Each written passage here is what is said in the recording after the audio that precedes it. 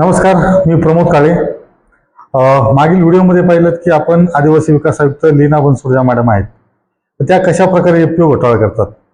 मागच्या व्हिडिओमध्ये आपण पाहिलं की बदमाश कंपनीमध्ये ज्या प्रकारे कोणत्याही वस्तूचा फायदा होणार नाही, उपयोग होणार नाही अशी वस्तू परदेशातून इम्पोर्ट केली जाते आणि नंतर तिचा लिलाव करून त्या गोष्टी स्वस्तामध्ये घेतल्या जातात आणि त्याच्यातून फायदा कमवला जातो.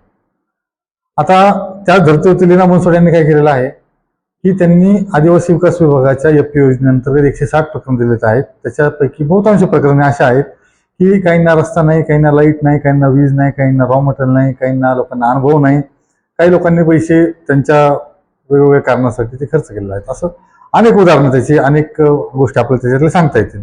आणि हे सगळं लीना बनसोड यांच्या संमतीने, त्यांच्या कन्सल्टने झालेलं आहे. त्यांनी याच्यातून भरपूर पैसा चिक्कार पैशातून कमवलेला आहे. प्रशांत ब्राह्मणकर नावाचा जो माणूस आहे तर तो फक्त पैसे गोळा करण्यासाठी ठेवलेला आहे. आता मला या व्हिडिओ मागचा शूट केल्यानंतर अनेक जणांचे प्रश्न आले की बाबा एवढी मोठी योजना आहे, एवढा मोठा निधी आहे, तर हा निधी खर्च झाला त्याच्यानंतर ते बँकेचं लोन जे आहे, समजा महामंडळाचं लोन आहे, ते लोन माघारी नाही आलं तर त्याच्यावरती काही कारवाई होत नाही का? तर कारवाईची गंमत तुम्हाला सांगतो. कारवाईचे नोटीस आहे जरूर पाठवतात, पण हे रिमाइंडर असतं. तुम्ही कारवाईचा नोटीस त्यांना पाठवला की हे लोक इकडून येणार, काहीतरी त्यांना कारण देणार की बाबा आमचं या गोष्टी, लाईट नाही, पाणी नाही, वीज नाही, रॉ मटेरियल उपलब्ध नाही, लेबर नाही, आम्हाला अनुभव नाही, आम्हाला माहित नव्हतं, असं अनेक काही कारण देतात आणि त्यांना जाताना सोबत बंडल घेऊन जातात, पैसे घेऊन जातात आणि याच्यातनं त्यांचं सगळं ते अर्थकारण सध्या सुरू आहे. आता हे अर्थकारण इतकं थांबतं का? अजिबात नाही. हे याच्याही पुढे जाऊन फार मोठा या एफपीओ घोटाळ्यातला भ्रष्टाचार आहे. कसा? तर ते आपण पाहूया. आपण पाहिलं असेल की आपण 160 एफपीओची प्रकरणं दिलेली आहेत. आता एका एफपीओ मध्ये आपण पाहतो की 100 लोकांना लाभ दिला जातो. आता आपण जर वस्तुस्थिती पाहिली तर 100 लोकांना लाभ असेल तर आजपर्यंत भरपूर ते म्हणतात की आम्ही 50,000 लाभार्थ्यांना लाभ दिलेला आहे. आता 50,000 लाभार्थी कोण हे आतापर्यंत त्यांनी सांगितलेलं नाही. त्यांना माहिती दिली, विचारली तर ते सांगत नाहीत. हे गोपनीयतेची गोष्ट आहे, आम्ही कोणाला सांगू शकत नाही असं त्यांचं म्हणणं आहे. ठीक आहे, असेल तर हे जे 100 लाभार्थी आहेत एफपीओचे, समजा एक एफपीओ आपण कोणते पण कन्सिडर करू, गडचिरोली मधली, चंद्रपूर मधली, धुळ्यामधली, नंदुरबार मधली, कुठली आपण नगरमधली पाहू शकतो, पुण्यातली, बारामतीची, कुणाची, जे काही तुम्हाला जे तुमच्या आवडीचं गाव असेल तर ते आपण अजून करा की एक एफपीओ आहे, त्याला 100 लोकांना लाभ दिला आहे. आता होतं काय, लीना बनसोड या ज्या आहेत तर त्या आधी सुरुवातीला एमडी होत्या विभागाच्या. एमडी म्हणजे मॅनेजिंग डायरेक्टर. आदिवासी शबरी वित्त विकास महामंडळाच्या त्या आधी व्यवस्थापकीय संचालक म्हणजे एमडी होत्या. आता एमडी असताना त्यांच्याकडे काय होतं, त्यांच्याकडं आदिवासी विकास महामंडळ होतं, टीडीसी आपण त्याला म्हणतो, आणि दुसरं शबरी महामंडळ होतं. तर शबरी महामंडळामधून त्यांच्या वेगवेगळ्या 9 ब्रँचेस आहेत, काहीतरी ब्रँचेस आहेत. त्याच्यामध्ये जुन्नरच्या आहे, इकडं नाशिक जिल्ह्यामधली एक आहे, गडचिरोलीची काय आहे, अशा वेगवेगळ्या ब्रांचेस आहेत. त्या ब्रँचमधून ते वेगवेगळ्या यांना निधी देत असतात. निधी देताना काय करतात, त्याचा जो बेस आहे, त्याचा जो काही आपण म्हणतो ना, हे सगळं स्ट्रक्चर ऑर्गनाईज करण्यासाठी, हा भ्रष्टाचार ऑर्गनाईज करण्यासाठी काय केलं पाहिजे, तर त्यांनी काय केलंय, तर या एफपीओला त्यांनी सेंटर पकडलेलं आहे. या एफपीओ मध्ये काय होतं, याच्यातले 100 लोकांना लाभ दिला म्हणजे काय होतं, 1 कोटी त्यांच्यापर्यंत पोहोच झाली. त्याच्यापैकी त्यांना 5, 10, 15, 20 लाख रुपये लीना बनसोड मॅडमला प्रशांत ब्राह्मणकरच्या माध्यमातून ते मिळतात. हे झाल्यानंतर याच एफपीओ मध्ये असणारे लोक, तर त्यांना शबरीची एक योजना आहे एनएसटीएफडीसीची. तर त्या एनएसटीएफडीसी मध्ये काय होतं, 2 लाख रुपये महिला सबलीकरणासाठी, हॉटेल व्यवसायासाठी, गॅरेजसाठी, त्याच्यानंतर शेतीपूरक व्यवसायासाठी, अशा वेगवेगळ्या हेड खाली हा निधी दिला जातो. आता होतं काय, याच्यातले समजा 100 लाभार्थी येतात, तर 100 लाभार्थ्यांपैकी टप्प्याटप्प्याने जवळपास 30 ते 35, 30-40 लोकांना या ठिकाणी सुरुवातीला लाभ दिला जातो. यावर्षी 15 लोकांना, पुढच्या वर्षी 10 लोकांना, त्याच्या पुढच्या वर्षी 10-15 लोकांना. आता मॅडम आल्यापासून 2-3 वर्षांमधलं मी तुम्हाला रेकॉर्ड सांगतो, तर हे 35 ते 40 लोकांना त्या ठिकाणी लाभ भेटतो. हा लाभ भेटल्यानंतर काय होतं, ही आहे कर्ज योजना. कर्ज हे 100% कर्ज आहे. पण त्याच्यामध्ये काय होतं, याच्यामध्ये कर्जामध्ये सवलत आहे. महिलांसाठी असेल तर कदाचित त्याला बहुतेक 3% आहे, आणि जे जनरल म्हणजे समजा पुरुष असतील तर त्या पुरुषांसाठी या ठिकाणी 6% काहीतरी कर्ज आहे. पण ते सगळं फेड करावं लागते, परत फेड करावं लागते. महिला बचत गटांसाठी सुद्धा सेम क्रायटेरिया आहे, त्यांना पण सगळं फेड करावं लागतं. आता होतं असं, तुम्हाला मागच्या व्हिडिओमध्ये सांगितलं की या एफपीओ योजनेमधले लाभार्थी आहेत, तर त्यांनी काही प्लांट उभा केलाय का? अजिबात केला नाही. त्यांचा काही खर्च झालाय का? अजिबात झाला नाही. त्यांना कुठं काही दाखवायचं का? काहीच नाही. मॅडम मॅनेजर असतात, प्रशांत ब्राह्मणकर नोटीस पाठवतात, नोटिसीला उत्तर बंडलने येतं आणि तो विषय तिथे क्लोज होऊन जातो. त्यांचा समजा मार्च एंड असेल दिवाळी असेल तर हे काहीतरी त्यांचे ठराविक काळ असतात, तर याला ते पैसे पाठवतात, त्यांना नोटीस पाठवतात, नोटीस आली की यांना हे पैसे देतात आणि तिथला तिथं विषय मिटून जातो. आता ही सुद्धा कर्ज योजना आहे. आता एफपीओ मधल्या लोकांनी पैसे भरले नाही किंवा पैसे भरावा हा उद्देश नाही, तर त्यानंतर यामध्ये जे शबरीचे लाभार्थी येतात 35-40, हे तर भरतील का? अर्थातच भरणार नाहीत. ते व्यवसाय उभा करतील का? 100% करणार नाहीत. तर त्याच्यामुळं हे सुद्धा 35-40 लाभार्थी जे आहेत तर यांना एकूण मिळून एक साधारण 50-60 लाखापर्यंत काहीतरी अमाऊंट होते, हा एवढा लाभ दिला जातो. आणि हे 100% आता समजा 35-40 लाभार्थी असतील, त्याच्यानंतर टप्प्याटप्प्याने वाढून मग यावर्षी 10, पुढच्या वर्षी 5 असं करून करून ते 100 लाभार्थ्यांना ते भेटेल का? तर आपल्याला जे पैसे त्यांच्याकडे मिळायचे, जे हप्ते गोळा करायचे, तर ते सोयीस्कर गेलं पाहिजे. आपण जर समजा 100 लाभार्थी वेगवेगळे दिले तर त्या 100 लाभार्थ्यांकडे जायचं, त्यांच्याकडनं घ्यायचं, ती चर्चा होते, बाकी कोणी अँटी करप्शन करत जातो, अशा काही भानगडी होत असतात. तर हे सगळं टाळण्यासाठी ही जी एफपीओ आहे, त्या एफपीओ मधलेच लाभार्थी त्या ठिकाणी घेतले जातात. एवढ्यावरती थांबतील तर त्या मॅडम कशा, यांनी पुढे काय केलंय, यांनी नंतर त्यांची ताकद वापरून जे प्रकल्प कार्यालय आहेत, तर आता सध्या त्या आदिवासी विकास आयुक्त येतात, तर त्या आयुक्त असताना त्यांनी काय केलंय, जे प्रकल्पाची योजना आहेत तर त्या प्रकल्पाच्या योजनांमध्ये सुद्धा बघा बरं का, शासनाचं म्हणणं आहे की जास्तीत जास्त लाभार्थ्यांपर्यंत योजना पोहोचला पाहिजे. आदिवासी विकास विभागाचा आदिवासींचा विकास झाला पाहिजे, आदिवासींना रोजगार मिळाला पाहिजे, आदिवासींचं सक्षमीकरण झालं पाहिजे. यासाठी सरकारने, माननीय मोदीजींनी, माननीय देवेंद्रजींनी, आपले जे आदिवासी मंत्री आहेत उईके साहेबांनी चांगला हेतू ठेवून, NSTF-DC ची सगळी कमिटी आहे त्यांनी, केंद्र सरकार असेल त्यांनी एक चांगला उद्देश ठेवून ही योजना आणली आणि योजनेमध्ये असं सांगितलं की जास्तीत जास्त लोकांपर्यंत पोहोचवा. पण पोहोचवण्याची यंत्रणा कोणाकडे दिली, जबाबदारी कोणाकडे दिली? लीना बनसोड मॅडम आणि त्यांची ही बदमाश कंपनीकडे. त्या काय करतात, बदमाश कंपनीतल्या हे सगळे अधिकारी, या एफपीओ मधले जे 100 लाभार्थी येतात याच्याच पैकी जवळपास 50 ते 60 लाभार्थ्यांना या ठिकाणी लाभ दिला जातो. होतं काय की ह्या योजना ज्या आहेत या योजनांच्या प्रत्येकाचे हेड वेगळे आहेत. हेड, याला हेड म्हणतो आपण. तर हेड सगळ्यांचे वेगळे येतात. हे बाबा शबरी महामंडळाचं हेड, हे NSTF-DCचं हेड, हे एफपीओचं हेड, हे प्रकल्पाच्या वेगवेगळ्या योजना असतात. म्हणजे NBची एक स्कीम आहे, त्याच्यानंतर विशेष केंद्र सहाय्य योजना आहे, त्याच्यानंतर वेगवेगळे आराखडे असतात, जसं की कातकरी आराखडा आहे, पारधी विकास आराखडा आहे, असे अनेक आराखडे, वेगवेगळे फंड्स असतात. तर त्याच्यातून या योजना राबवल्या जातात. योजनांचा उद्देश काय आहे? परत सरकारने चांगला उद्देश ठेवून काढल्यात योजना की जास्तीत जास्त लाभार्थ्यांपर्यंत गेलं पाहिजे. पण होतं काय, तर या सगळ्या योजनांचे जे लाभार्थी येतात हे सगळे कॉमन असतात. फक्त कॉमन असतात का? नाही. याच्यामध्ये काय होतं, हे जे समजा शबरी आहे, हे NSTF-DCचं कर्ज आहे, तर हे देताना टेक्निकल कसं दिलं पाहिजे, एका कुटुंबामध्ये एकाच लाभ दिला पाहिजे. होतं काय, याच्यामध्ये असे पण काही काही लाभार्थी आहेत की एकाला 2-2 वेळा 3-3 वेळा लाभ दिलाय. बरोबर का? इथं ऑनलाईन अर्ज करणारे आपले जे लाभार्थी आहेत, इथं गडचिरोलीचे आमचे बांधव असतील, चंद्रपूरचे असतील, इकडे ठाण्याचे असतील, मेळघाट मधले असतील, लोक अर्ज करू करून मरून गेले, हेलपाटे मारून मारून मरून गेले. त्यांच्यापर्यंत या योजना पोहोचतात? अजिबात नाही. आमचा सोलापूरचा त्या दिवशी मला एका कार्यकर्त्याचा फोन आला होता, म्हणजे अध्यक्ष आम्ही खूप प्रयत्न करतोय, आम्हाला ते घोडे काय ते जुन्नरचं कार्यालय, आम्ही सकाळी निघलो तर संध्याकाळी पोहोचतो तिथं. आम्ही तिथं 7-8 अजून हेलपाटे मारलेत, अजूनपर्यंत आम्हाला त्यांचं काही रिप्लाय नाही, काय नाही, काय नाही, काय. कशामुळं? हे सगळी इकोसिस्टीम यांनी अशी तयार करून ठेवली. एकाच माणसाला, एकाच कुटुंबामध्ये 2-2, 3-3 योजना, एका रेशन कार्ड मध्ये, बरं का, एका रेशन कार्ड मध्ये एका कुटुंबामध्ये भावाला यायला नसेल तर हे कॉमन गोष्ट आहे, त्यांच्याकडे ते चालून जातं. कारण की हे सगळे एफपीओ आणि या सगळ्या भानगडीमध्ये होतं. प्रकल्प कार्यालयात सुद्धा आपण बघाल तर आजपर्यंत मॅडम आल्यानंतर तर त्यांना योजनांचा एकदम पाऊस पडलाच, परंतु याच्या व्यतिरिक्त सुद्धा एका लाभार्थ्याला 2-2, 3-3, 4-4, 5-5 वेळा वेगवेगळ्या हेड खाली, हेड हे धड मात्र कोणतं? एफपीओचं. फक्त हेड वाढवायचं दरवेळेस. आता मॅडम एफपीओ योजनेतून त्यांनी भरमसाठ माय कमवली आणि आता काय झालंय, तर त्या झाल्यात आदिवासी विकास महामंडळाचे आयुक्त. म्हणजे काय झालंय, त्यांच्याकडे आले टोटल 21,000 कोटीचा निधी. 21,000 कोटी, कमी जास्त असेल काय, पण राऊंड फिगर आपण 21,000 कोटी पकडू.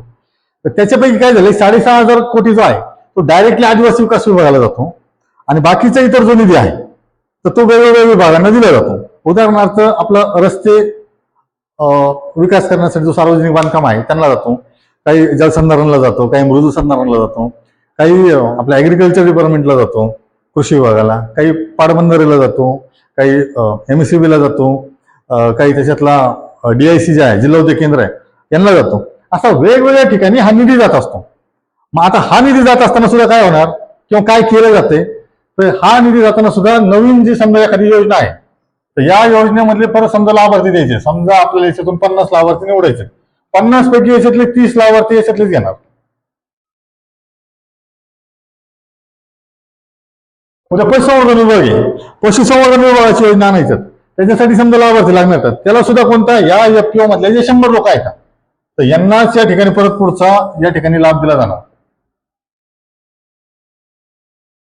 आता कृषी विभागाची योजना आहे का, यांच्यासाठी सुद्धा सेम.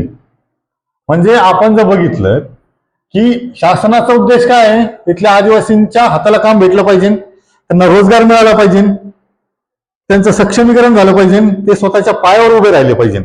परंतु होताना काय दिसतंय, इथं ठराविक जी लोक आहेत, हे जे समजा लाभार्थी आहेत, तर याच्यातल्याच काही लोकांना ठराविक जाणीवपूर्वक या योजना दिल्या जातात, आणि बाकीचे जे लाभार्थी आहेत, बाकीच्या लाभार्थ्यांना समजा गेला एखादा माणूस, आता माझ्या आदिवासी बांधवांना माहित असेल बऱ्यापैकी, ज्यांनी या योजनेसाठी अर्ज केलेत, अर्ज करण्यासाठी निवड प्रक्रिया आहे, तर ती आता सध्या कशी आहे, ऑनलाईन.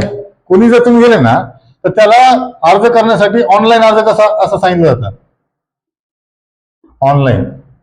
परंतु अर्ज ऑनलाईन, यांच्या निवडी या मात्र ऑफलाईन होतात.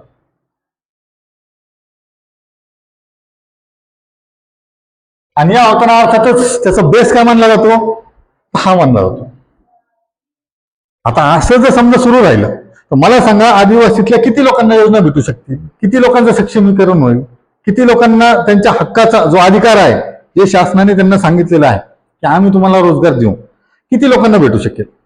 तर हा अत्यंत गंभीर आणि भयानक गोष्ट आहे, जी आपण लवकर जर लक्ष यामध्ये घातलं नाही, आदिवासी विकास विभागातले मान्यवर असतील, बाकीच्या सगळ्या लोकांनी जर याच्यामध्ये लक्ष घातलं नाही, तर फार वाईट परिस्थिती येणाऱ्या पिढीसाठी असणार आहे. कारण की हे जर सगळं असं चालू राहिलं, तर मला सांगा की आमचा सोलापूर ब्लॉक आहे, म्हणजे समजा जो जुन्नरचं जे आमचं क्षेत्रीय कार्यालय, त्याच्यामध्ये 9 जिल्हे येतात. त्या 9 जिल्ह्यामध्ये फक्त पारधी समाजाची लोकसंख्या असेल 4 ते 5 लाख. 4 ते 5 लाख. आता याच्यापैकी जर समजा योजना कोणाला भेटणारच नसेल, तर त्या लोकांनी जायचं कुठं. आता आदिवासींकडे हक्काच्या जमिनी नाही, तर त्यांच्याकडे बँकेकडे जायला कोलॅटरल ठेवायला काही नसते, त्यांच्याकडे बाकीचे काही रिसोर्सेस नसतात, कोणतं पिढीजात कोणतं कला त्यांच्याकडे आजपर्यंत विकसित झालेलं नाही, त्यामुळे त्यांना शिक्षणावरती डिपेंड राहावं लागतं. एकदा शिक्षण घेतलं, शिक्षण व्यवस्थेतून बाहेर पडला माणूस, त्याला कुठेतरी रोजगारामध्ये एंगेज करण्याची गरज असते. इथं सरकारने रोजगारासाठी लोकांना मोठ्या प्रमाणामध्ये संधी उपलब्ध करून दिल्यात. पण होतंय काय, इथे बसलेले जे लीना बनसोड आणि त्यांच्यासारखी जी लोक आहेत, मॅडम सारखी, तर या लोकांनी या सगळ्या गोष्टी आपल्या ताब्यात घेतलेल्या आहेत. आणि ताब्यात घेतल्यामुळे काय झालंय, हे आणि त्यांचे जे काही सुरमा अधिकारी येतात, धुरंधर अधिकारी येतात, तर हे बरोबर लाभार्थ्यांना वाटा लावण्याचं काम करतात. आता उदाहरण सांगतो तुम्हाला, की आपण सापशिडीचा खेळ खेळत असतो, बरोबर. सापशिडीच्या खेळात काय होतं, सापशिडीच्या खेळामध्ये होतं असं की आपण खेळत असतो, इकडनं खेळत जातो, असं परत जातो, परत पुढे जातो, इकडे पुढे जातो, आणि परत इकडे जातो. तिथं काही साप असतात, काही शिड्या असतात, काही साप असतात, काही शिड्या असतात. आता या खेळामध्ये होतं असं की जो माणूस आहे, आता खेळामध्ये काय होतं, खेळामध्ये निष्पक्षता असते, खेळ अनिष्पक्ष असतो. खेळामध्ये काय होतं की आपण समजा एक टप्पा पार केला की तुम्हाला शिडी भेटते, तुम्ही थोडंसं वर जाता, थोडं पुढे गेलं ताण केलं, शिडी लागते, थोडं पुढे जाता, त्याच्यानंतर तुम्ही एखादा साप आला तर मागे येता. 99 एक मोठा साप असतो, तो मोठा साप आला की तो आपण डायरेक्ट खाली येतो. असं अनेक जीवनामध्ये चढ उतार हे होत असतात, सापशिडी सारखंच आपलं आयुष्य असतं. परंतु इथं हे सापशिडीचा जो खेळ आहे, जाणीवपूर्वक डिझाईन केलेला आहे. जाणीवपूर्वक डिझाईन कसं केलेलं आहे, तेव्हा तुम्ही ऑनलाईन अर्ज केला तर तुम्हाला पहिल्या टप्प्यामध्ये कागदपत्र तुम्हाला घालण्यात येतं. तुम्हाला तुमचे हे कागदपत्र नाही, तुमचे ते कागदपत्र नाही, तुमचं ह्या अपूर्तता येतात, त्या अपूर्तता येतात, या सगळ्या गोष्टी सांगून तुम्हाला त्या ठिकाणी डावललं जातं. एखाद्या लाभार्थी त्याच्यातलं थोडंसं आणखी त्यांनी प्रेशराईज केलं, त्यांनी थोडंसं त्याचं इकडून तिकडून माहिती काढली की बाबा या विभागामध्ये असं आहे, त्या विभागामध्ये तसं आहे, तुम्ही आम्हाला थोडंसं सहकार्य करा, म्हणून त्याला थोडंसं पुढं पुशअप करून त्यांनी पुढची पायरी गाठली. तर पुढे जाऊन त्या सांगतात तुला अनुभव नाही, तुला हे नाही, ते नाही, ते नाही, त्याच्यामुळे तुला आम्हाला देता यायचं नाही. परत त्याच्यानंतर त्यांनी प्रयत्न केला की तुमचा प्रोजेक्ट फिजिबल नाही, अशा अनेक गोष्टी, कारण त्यांच्याकडे अनेक असतात. तर हे अनेक कारणं असताना काय होतं की लाभार्थी याच्यामध्ये अडकून पडतात. आणि दुसरीकडे काय होतं, दुसरीकडे ही यंत्रणा जी आहे ना, ही यंत्रणा यांच्या सगळ्या याच्यातली असते, सिस्टीम मधली असते. म्हणजे आदिवासी विकास विभागामध्ये परिस्थिती अशा आहे. मी मागच्या आठवड्यामध्ये आदिवासी मंत्र्यांना भेटलो की आदिवासी मंत्री महोदय जे आहेत आपले अशोक उईके साहेब, ते म्हणले की तुम्ही आदिवासी विकास विभागाची बदनामी करता किंवा समजा बदनामी होईल अशी तुम्ही गोष्टी करत जाऊ नका, अशा तुम्ही फॅक्ट्स पुढे मांडून जाऊ नका. तर साहेब, तुम्ही जर हे सगळं बघितलं तर विनंती आहे, तुम्ही याचं परत एकदा कुणाकडनं तरी चौकशी करून घ्या. माझ्याकडे सगळे त्याचे कागद पुरावे बिरावे सगळे येतात. त्याचा उपयोग काय नाही, त्याच्यामुळे हे लोकांसमोर मांडण्याची परिस्थिती. आम्ही नाशिकमध्ये तर मॅडमच बसतात, तिथे काही सगळे त्यांचाच कारभार चालतो. मुंबईमध्ये गेलो, सचिवांना त्या ठिकाणी विनंती केली, मंत्र्यांना गेलो त्यांना विनंती केली, काही नाही. त्याच्यानंतर पलीकडे गेलो, दिल्लीमध्ये गेलो, तिथले समजा मिनिस्ट्री आहे आपली ट्रायबल अफेअर्सची, तर त्यांच्याकडे गेलो, तिथं पण काही रिस्पॉन्स नाही. बाकीचे वेगवेगळे ज्या इन्स्टिट्यूशन्स आहेत त्यांच्याकडे आमचा पाठपुरावा चालू आहे की हे कुठेतरी थांबलं पाहिजे. हे थांबलं पाहिजे. काय थांबलं पाहिजे, तर माझ्या अत्यंत 2-3 गोष्टी आता रिसेंटली ज्या घडल्यात, तर त्या तुम्हाला या ठिकाणी आवर्जून सांगायची वाटतात. एक आदिवासी समाजातील महिला होती, बचत गटाची एक त्यांचं काहीतरी फाईल होती, त्यांना शासनाने योजना मंजूर केली. योजना मंजूर आहे, 1.5 वर्षापूर्वी त्यांची योजना मंजूर आहे, परंतु त्यांना आतापर्यंत निधी भेटत नव्हता.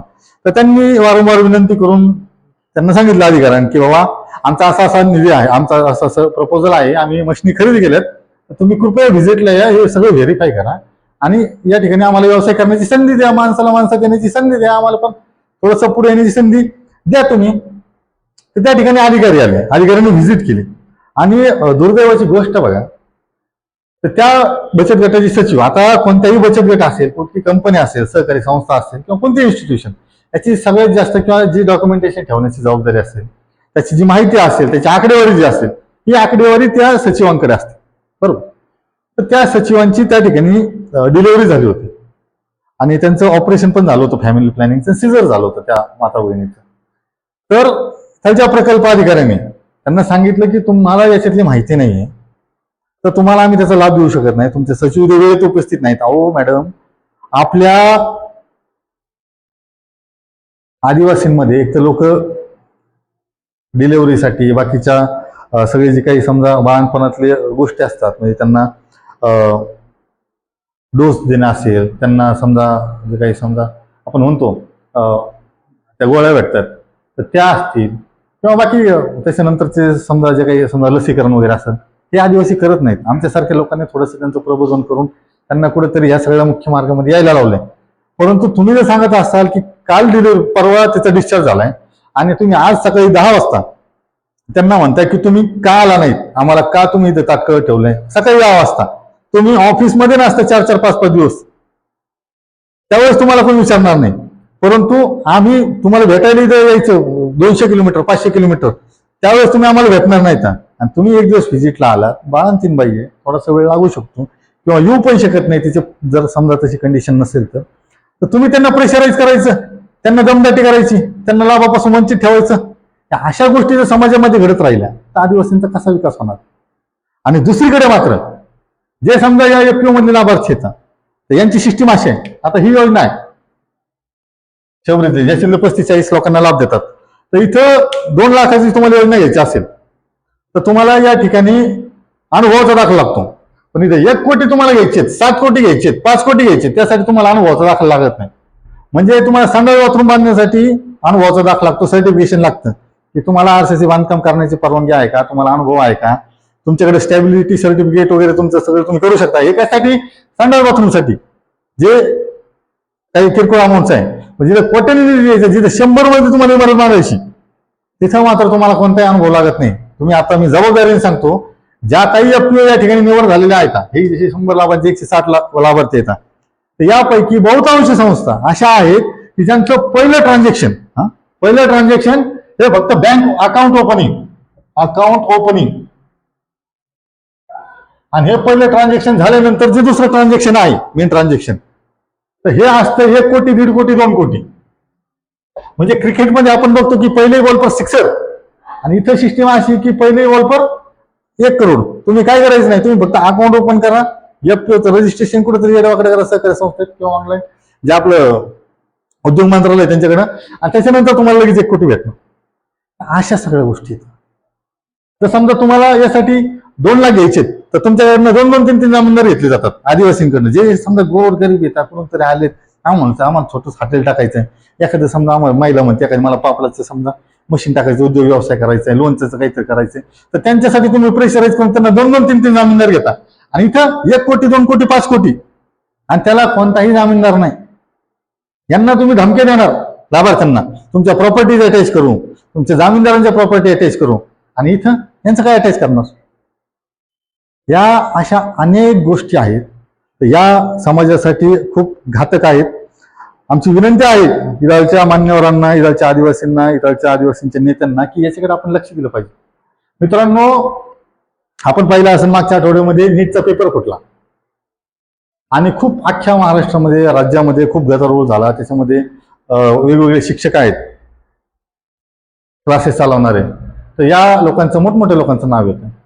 परंतु त्याच्यापेक्षाही गंभीर घोटाळा हा आहे, कारण की नीटच्या पेपरमध्ये काय झालं होतं, पेपर सेट झाला, पेपर लोकांपर्यंत पोहोचला, त्याच्या आधी तो विद्यार्थ्यांपर्यंत पोहोचला, आणि त्याच्यातून हा घोटाळा सगळा पुढे आला. कारण की विद्यार्थ्यांना आधीच माहित होतं की पेपरमध्ये काय येणार आहे. इथे सिस्टीम आहे अशी आहे, इथे जे पेपर चेक करणारे लोक आहेत आदिवासी विकास महामंडळातले किंवा यांची जी निवड समिती ना, एवढी महान आहे की एखाद्याला विचारलं की बाबा तुला याच्या आधी कोणत्या व्यवसायाचा अनुभव आहे, तो काय नाही. तुला कशाचा छंद आहे, तो काय नाही. ते म्हणले तू याच्या आधी काय केलेलं, काय नाही, मी एक बार जंगल में गया था, मेरे मन को भाया, मैं कुत्ता काट के खाया, मला हाच अनुभव आहे. असे अनुभव असणारे लोक, ज्यांचं काही बॅकग्राऊंड नाही, काही नाही, प्रशांतराव मनकर नावाचे अधिकारी आहेत ज्यांनी आयुष्यात कधी बोचा पुसला नाही, अशा लोकांना टॉयलेट फॅक्टरी, ते काय म्हणतात टॉयलेट पेपरची फॅक्टरी, अशा गोष्टी टाकण्यासाठी कोट्यवधींचा निधी. काय चाललंय सरकार? तुम्ही मायबाप सरकार आहे, तर मॅडमला आमची विनंती आहे की या सगळ्या गोष्टी तुम्ही बघितल्या पाहिजे. आता मॅडमला या सगळ्या गोष्टी माहित नाहीत का? मॅडमला सगळ्या गोष्टी माहिती आहेत. याच्यामध्ये आदिवासींचं कसं टॉर्चर करतात अधिकारी, कसं शोषण करतात, कसं वेगवेगळ्या प्रकारे भ्रष्टाचार करतात, कशा वेगवेगळ्या प्रकारे त्यांना अडवणूक करतात, हे सगळं लीना बनसोड मॅडमला माहिती. कसं वेगवेगळ्या प्रकारे प्रशिक्षण असतात, प्रशिक्षणाचा पैसा लाटला जातो, वेगवेगळ्या योजना आहेत त्याच्यामधून लाभार्थ्यांची कोंडी करून त्यांच्याकडनं पैसा घेतला जातो, हे सगळ्यांना माहिती आहे. परंतु याच्यावरती बोलायला कोणी तयार नाही. हे कुठेतरी थांबायला पाहिजे. आपला देश स्वातंत्र्य होणार 75 वर्ष झाली, तरी पण आपल्या लोकांपर्यंत या योजना पोहोचत नाहीत. ऑनलाईन अर्ज करतात. एका दिवशी मला त्या गडचिरोली मधल्या एका बहिणीचा फोन आला होता, म्हणजे की आमची योजना मंजूर होऊन 5 महिने झाले, त्याचा लाभार्थी हिस्सा जो भरावा लागतो 10%, तर ते भरून सुद्धा 3 महिने झाले, अजूनपर्यंत निधीच नाही. Technical issue. आणि यांचे जे बिचारे लाभार्थी बाकीचे हे मधले, यांना मात्र कोणता इश्यू येत नाही. यांना तुम्ही योजनेचा अर्ज करा, डायरेक्ट त्यांच्या ऑफिसला जायचं, तिथंच ऑनलाईन त्यांचा अर्ज करून देतात, तिथंच कागदपत्रांची निवड, तिथंच छाननी, तिथंच मंजूर, आणि तिथंच सगळं. हो साहेब, हो मॅडम, हे जर असं चाललं तर आदिवासी मरून जाते नो. थोडा तरी विचार करा. तुमच्याकडं 21,000 कोटीचा निधी आहे, 6,500 कोटी तुमच्याकडे डायरेक्ट येतात. तुम्ही ठरवलं तर कितीतरी लोकांचं आयुष्य बदलू शकता. परंतु तुम्हाला जर समजा हेच त्याच तिकिटावर तोच खेळ करायचा असेल तर मात्र या आदिवासी विकास विभागाचं भविष्य धोक्यात आहे. या आदिवासी विकास विभागातले जे काही सुशिक्षित तरुण आहेत यांचं भविष्य धोक्यात आहे. हे कुठेतरी थांबलं पाहिजे. आणि हे जे आहेत यांच्याकडनं तुम्हाला पैसे मागायला घ्यायचे नाही, ते तुम्हाला देणार बी नाहीत, हे आम्हाला माहिती. परंतु जे लोक नवीन आहेत, जे लोक होतकरी आहेत, जे लोक काहीतरी तरुण आहे, पोटामध्ये आग आहे, काहीतरी करून दाखवण्याची जिद्द आहे, धमक आहे, अशा लोकांना थोडंसं तुम्ही जर प्रोत्साहन दिलं तर निश्चितपणाने उद्या तुम्हाला आदिवासींचे उद्योजक कुठेतरी एखाद्या चांगल्या स्टार्टअप इंडियाचा एखादा चांगला प्रोजेक्ट उभा करतील, पुढे शार्क टँक मध्ये आदिवासी दिसतील. असं काहीतरी विजन ठेवा, असं काहीतरी काम करून ठेवा.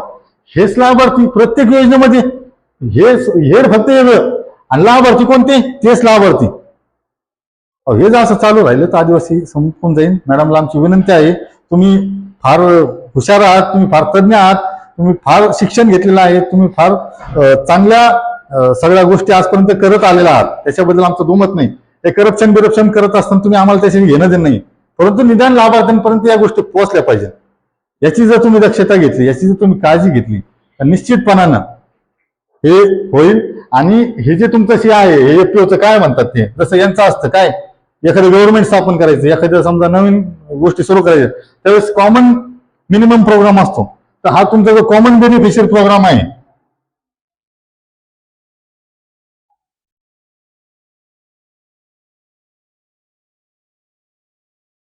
कोणती योजना असली तरी लाभार्थी कॉमन, बेनिफिशियरी कॉमन.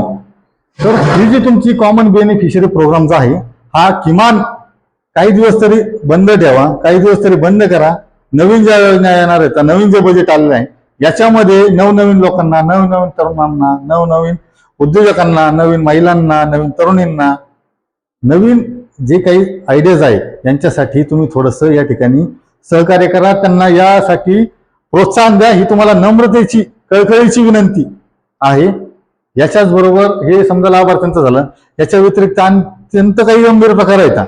म्हणजे आदिवासी सोडून बाकीच्यांनाच प्रकरण दिले येतात, हे सुद्धा प्रकार येतात. म्हणजे एखाद्या ट्रेनिंगचं समजा तुम्ही लोकांना देता, बाकीच्या देता, जवळच्या लोकांना देता, किंवा तुम्ही हित संबंधातल्या लोकांना देता. वेगवेगळे तुमचे जे काय असतात ते काय म्हणतात त्याला, टेंडर असतात, सप्लायचे वेगवेगळे हे असतात, चेन असतात, सप्लायचे टेंडर असतात, बाकीच्या अनेक गोष्टी असतात ज्या गव्हर्नमेंटकडनं भेटतात किंवा तुम्ही देऊ शकता, ते त्यांना द्या ना. परंतु तुम्ही आदिवासींचं कर्ज हे जर समजा आपल्या नातेवाईकांना असेल, बाकीच्या इतर आदिवासींना असेल, तर लोकांनी कुठे जायचं. तर त्याच्यावरती सुद्धा आपण डिटेल व्हिडिओ आपण या ठिकाणी पुढचं बनवणार आहोत. विनंती आहे मॅडमला की हे कृपया कुठेतरी थांबलं पाहिजे. याचं तुमच्याकडे सगळे कागदपत्र येतात, लीना बनसोड मॅडमकडे याची सगळे कागदपत्र, याची सगळे डिटेल येतात. हे थांबलं पाहिजे. या गोष्टी आम्ही केंद्रीय मंत्रालय जे आहे, केंद्र सरकारचं जे tribal ministry of tribal affairs, त्यांच्यापर्यंत या गोष्टी पोहोचलेल्या आहेत. त्याच्यानंतर राज्याचे माननीय आदिवासी मंत्री आहेत अशोकजी उईके साहेब, त्यांच्यापर्यंत त्या गोष्टी पोहोचलेल्या आहेत. आणि हे सरकार खूप चांगल्या गोष्टी आहेत. हो, एवढ्या योजना आहे ना, कोणत्याही विभागासाठी नसतात. पण हे जर समजा नाही थांबलं तर उपयोग काय ना. म्हणजे मला सांगा, या एफपीओ योजनेतून मॅडम सांगतात की आम्ही आतापर्यंत 55-60 लोकांना, 50,000 लोकांना लाभ दिला, 55-60 हजार लोकांना लाभ दिला. आता 55-60 हजार लोकांना जर तुम्ही लाभ दिला, त्यांना जर समजा तुम्ही उद्योजक बनवलं, त्यांना जर समजा मुख्य प्रवाहात आणलं, तर 50-60 वर्ष आपलं सरकार पडायचं नाही. तर तुम्ही निदान त्या गोष्टीने तरी, राजकीय दृष्टीने तरी विचार करा, किमान या लोकांपर्यंत पोहोचते का, त्यांना याच्यातून फायदा होतोय का. आजपर्यंत तुम्ही बघितलं असं एफपीओ होता, एफपीओच काय होतं, पहिलं ट्रान्झॅक्शन अकाउंट उघडलं, दुसरं अकाउंट, हे पैसे आले, त्याच्यानंतर ट्रान्झॅक्शनच नाही, ते पैसे काढून घेतले त्याच्यानंतर ट्रान्झॅक्शनच नाही. किती संस्था अशा येतात, 1, 2, 3 किती असायला पाहिजे, डोके हँग होऊन. हे कुठेतरी थांबलं पाहिजे. जे लोक काम करतात त्यांना प्रोत्साहन दिलं पाहिजे, त्यांच्या पाठीशी उभं राहिलं पाहिजे. झाल्या असतील चुका भविष्य काळामध्ये, भूतकाळामध्ये काही, त्या चुका सुद्धा सुधारून घेण्याचं काम आपण या ठिकाणी करण्याच्या दृष्टीने सुद्धा थोडाफार विचार या ठिकाणी केला पाहिजे. एवढंच या ठिकाणी आपल्या सर्वांच्या माध्यमातून, या व्हिडिओच्या माध्यमातून तुम्हाला सांगतो. आणि कुठेतरी आदिवासींना, कुठेतरी गोरगरिबांना, कुठेतरी जे काही तरुण आहेत, कुठेतरी ज्या तरुणी आहेत, जे शिकलेले आहेत, ज्यांना काहीतरी व्यवसायामध्ये करायचे, ज्यांना स्वतःचं नाव मोठं करायचंय, ज्यांना कुटुंबाचं नाव मोठं करायचंय, गावाचं नाव मोठं करायचंय, त्या देशासाठी काहीतरी योगदान द्यायचंय, अशा लोकांना लीना बनसोड मॅडम येणाऱ्या काळामध्ये प्रोत्साहन देतील, एवढीच या ठिकाणी आजच्या व्हिडिओमधून अपेक्षा व्यक्त करतो आणि थांबतो. धन्यवाद. जय हिंद, जय महाराष्ट्र.